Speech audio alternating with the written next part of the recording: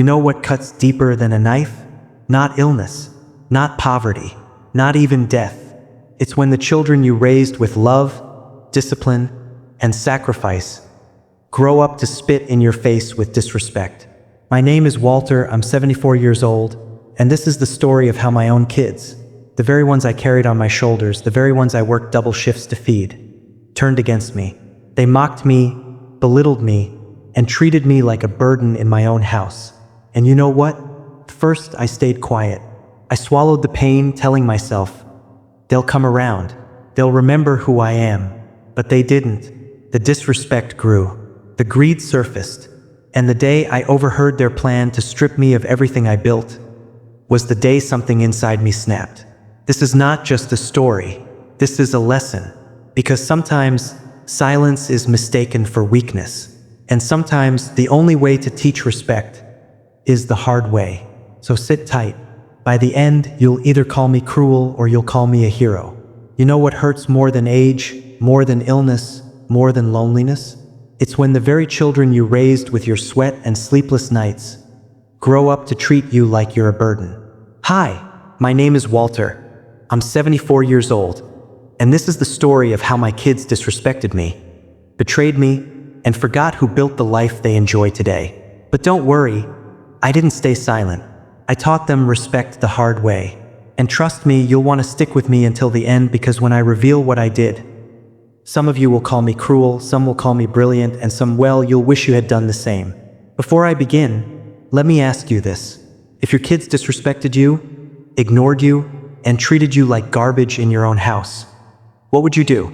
Would you stay silent, or would you fight back? Drop your answer in the comments below, and don't forget to hit like, share, and subscribe, because the story is about to get real messy. I raised 3 children. Michael, my eldest son, 45, a lawyer, sharp tongue, sharper ego. Susan, my middle child, 42, a teacher, always acting like she's morally superior. David, my youngest, 38, a tech guy, successful but selfish. Their mother, my late wife, God rest her soul, was the glue of the family. When she passed 5 years ago, I thought my kids would step in, check on me, include me in their lives. Instead, it was like they all signed an invisible contract. Dad is old, Dad is irrelevant, Dad can be ignored. First, I let it slide. I thought, maybe they're busy, maybe life has them stressed. But then, things turned dark. The first crack appeared at Thanksgiving. I had cooked the turkey myself, my wife's old recipe. The house smelled of rosemary and garlic. I set the table with the good china. I even polished the silverware. When my kids walked in, Michael didn't even greet me properly. Dad, the house smells weird. Don't you think you should get a cleaner in here? Susan whispered to David, loud enough for me to hear. God, why does he live like this? It's depressing. I swallowed my pride, tried to smile, tried to keep the peace. But then came the real blow. As we sat down to eat, Michael raised his glass and said, "Let's drink to Mom, who held this family together. Because honestly, without her, well, we all know things have fallen apart." Everyone laughed, everyone except me. It was like being stabbed with a butter knife in slow motion. A few weeks later, Michael visited again, but not to check on me. "Dad, listen, the market's tough right now. You don't really need all that money sitting in your account. How about I help you invest it?" Susan chimed in on another day. "Dad, your house is way too big for you. You should just sign it over to us now. That way we can manage it for you." David, oh David, he didn't even sugarcoat it. "Look, Dad, I know you love this old house, but it's prime real estate. If you sell, I can use the money to expand my business. We'll take care of you, don't worry. Do you hear that? Not one word about love. Not one word about my happiness. Just greed. Just entitlement." They saw me as an old tree, roots deep, trunk sturdy, but only good for chopping down to get the wood. One night, I overheard a conversation. Michael thought I had gone to bed, but he was in the kitchen whispering to Susan, "Dad's losing it. Did you see how he forgot where he put the keys today? If we don't act soon, he's gonna waste everything. We need to get power of attorney before it's too late." Susan replied, "Exactly. The sooner we control his finances, the better. Otherwise, he'll just rot here. I stood in the hallway, fists clenched, my heart pounding in my chest. They weren't planning to care for me. They were planning to strip me of everything, my dignity, my independence, my legacy. That was the night I decided. No more. I pretended to play along. I let them think I was weak, forgetful, losing control. But secretly, I began preparing. I called my lawyer, Mr. Harrington, an old friend, sharp as ever. We drafted new papers. I rewrote my will. I put the house in a trust, untouchable.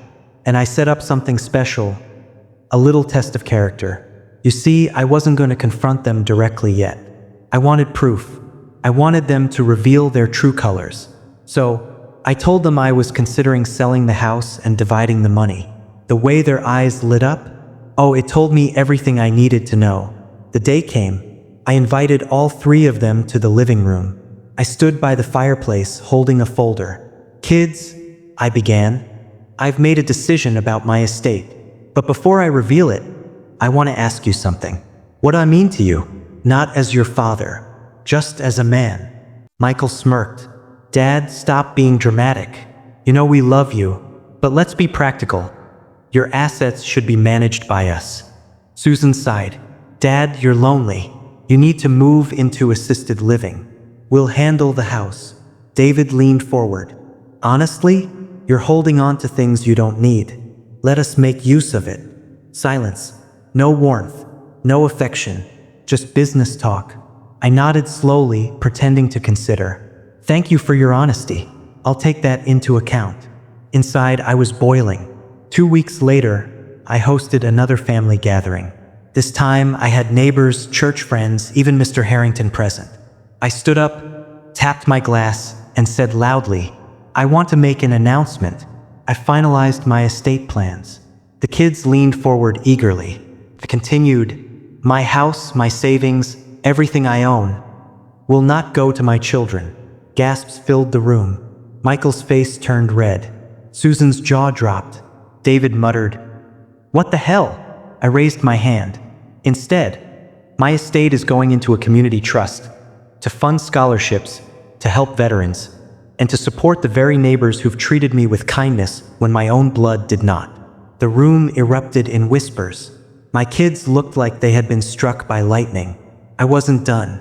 I turned to them and said, loud enough for all to hear, you disrespected me. You treated me like a burden. You saw me as a bank, not a father. Respect is earned, and you've lost mine. Oh, the drama that followed. Michael threatened legal action, but the trust was airtight.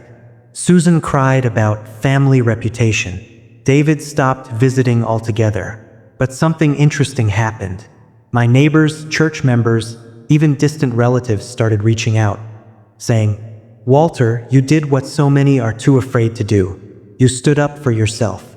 And for the first time in years, I felt peace. Now, let me tell you something, dear listener. We seniors, we're not weak. We're not helpless. We built the lives our kids enjoy today. Respect isn't optional. It's a debt they owe. My kids thought they could disrespect me without consequence. They learned the hard way that actions have consequences. So, was I too harsh? Or did I do the right thing? You tell me. Drop your thoughts in the comments. And remember, don't let anyone, not even your own blood, take away your dignity. If you felt my story, hit that like button. Share this with someone who needs courage, and subscribe for more real stories that hit where it hurts. Because sometimes respect has to be taught the hard way.